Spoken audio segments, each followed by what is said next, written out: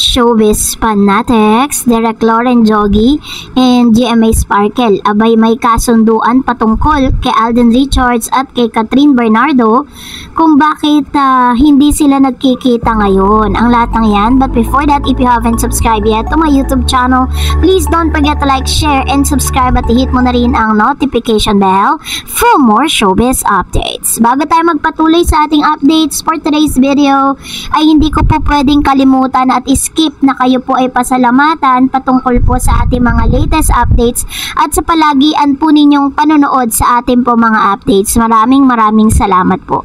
At ngayon ay kung hindi nyo pa po napapanood yung ating latest update kung saan si Mr. Dominic Roque po ay pinakalma ang lahat ng mga fans ng Katden dahil napapabalita kasi na tila baga itong si Dominic Roque ay kadalasan na nakikita or naiispatan, nakadikit at kasama ni Miss Catherine. So wag po kayo mag-alala dyan at panoorin nyo po yan sa ating updates pagkatapos po nito.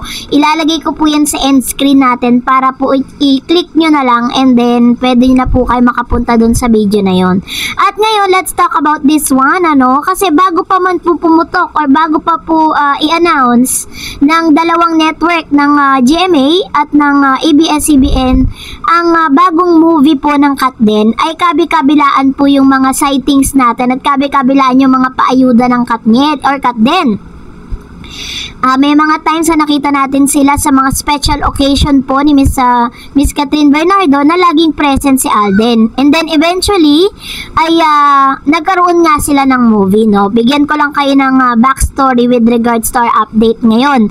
And then meron din pong mga speculation kasi hindi pa naman po talaga masasabing tiyak at talagang totoong isang balita not unless sa kanila mismo manggaling. So lahat po yan ay spekulasyon pa lang. Sinabi po ng ilan na kaya daw di umano pumayag si Catherine Bernardo na matuloy na ang Hello Love Goodbye Part 2 or ang Hello Love Again para makaiwas daw di umano sa project nila ni Katniel o ni Catherine Bernardo at ni Daniel Padilla.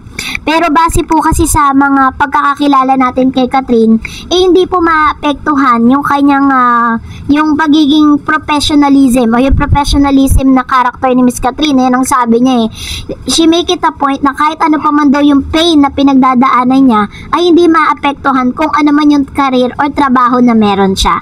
Pero all in all ay hindi pa nga po talaga wala pa pong mga offer or wala pa pong projects na ginagawa or parang wala pang inilalabas ang ABS na may plano nga silang para sa Katniela, So, talagang Katden muna tayo ngayon. So, ang pinagtataka ng marami, kasi pagkatapos lumabas sa mga balitang ito, ang dami mga balita, talagang sila ang laman ng social media Sa Twitter, sa Facebook, sa YouTube, maging nga sa thread, sila pa rin ang pinag-uusapan. Lagi silang trending sa Twitter. At ngayon, parang medyo tumahimik ang Katden. So, ano nga bang dahilan? May kinalaman ba si Direk Lauren at ang GMA Sparkle with regards to this? Base po kasi sa ating pong research, meron po tayong mga nasagap talaga. Meron tayong mga collect na information with regards to this. Kasi pagkatapos pong i-announce ng GMA7, yung paparating na proyekto ni Mr. Alden Richards, dun medyo na nahimik at lumamya, Medyo parang hindi tayo nakakarinig ng any news coming from GMA at ABS patungkol sa Katden. Parang medyo pinatahimik muna nila dahil di umano ito doon sa pagbibigay po ng daan or parang binibigyan po ng parang way ang bagong project ni Mr. Alden Richards na kung saan ka-partner niya si Sanya Lopez. Kasi diba parang dali lang bigyan naman natin ng chance si Sanya na mapag-usapan dahil naitambal siya kay Alden. Kasi diba ganun po yung showbiz So ang ginawa po ng Katden, nag-giveaway sila. So yun po yung ilan sa mga kasunduan na ginawa ng ABS at ng GMA para po mabigyan daan at mabigyan po ng opportunity ang other artists na ipa-partner kay Alden Richards. So bilang respeto na din dun po sa bagong love team na dito po sa love team na ilalabas. Pero siguro after this, pag po naumpisahan na yan, sunod-sunod na naman po ang sightings natin yan.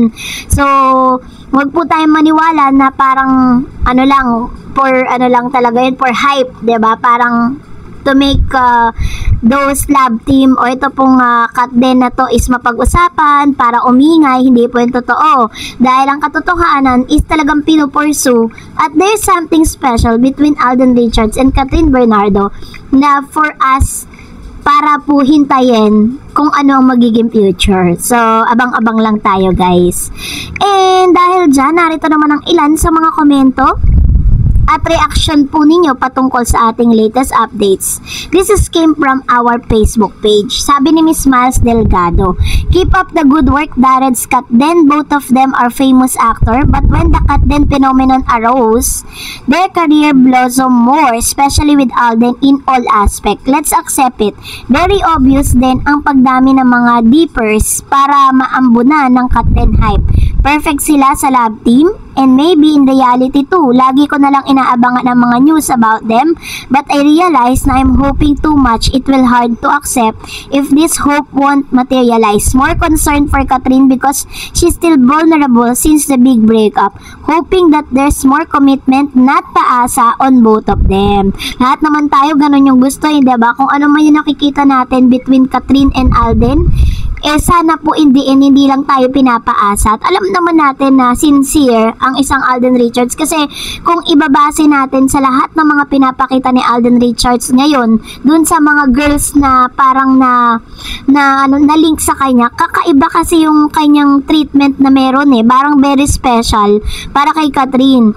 Biruin po ninyo, ikaw na puntahan araw-araw, pinapadala mo ng flowers, pupuntahan mo sa bahay, 'di ba? Parang kinukuha na ni Alden Richards yung kalooban ng pamilya ni Kathryn. For Daniel P, be a gentleman to tell your fans to stop their below the belt comments. That is, if you really care for Kathryn and for 11 years and apologize for the hurt you've caused her, that will make you a better person. So, ito naman yung kanyang request for Daniel, ano.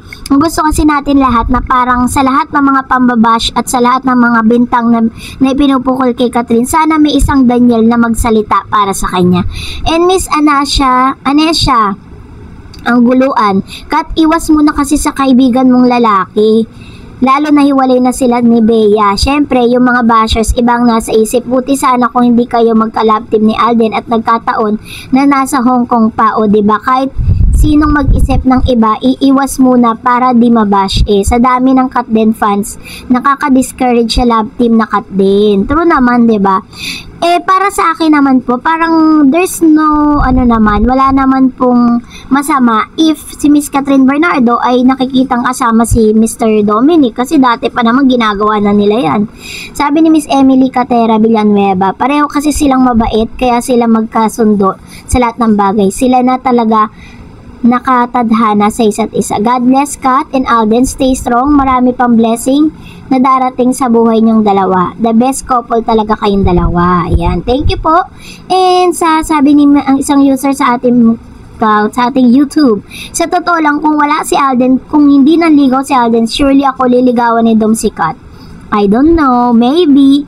And sabi pa ni Ma'am si Yolanda, Alden Richards and Kathryn Bernardo both lucky charm to each other since HLG. They both have good chemistry. Lucky charm ni they accompany ABS-CBN and GMA Network business industry, more famous and popular. Now both of them, God bless, good person, that kind, humble, talented, etc. More blessings to come. Ayan, thank you po sa inyong very nice na comment po para sa Katden. And that's it for today. For more videos and updates, please don't forget to like and subscribe. And please don't forget to follow my Facebook page, Dareds TV. God bless everyone.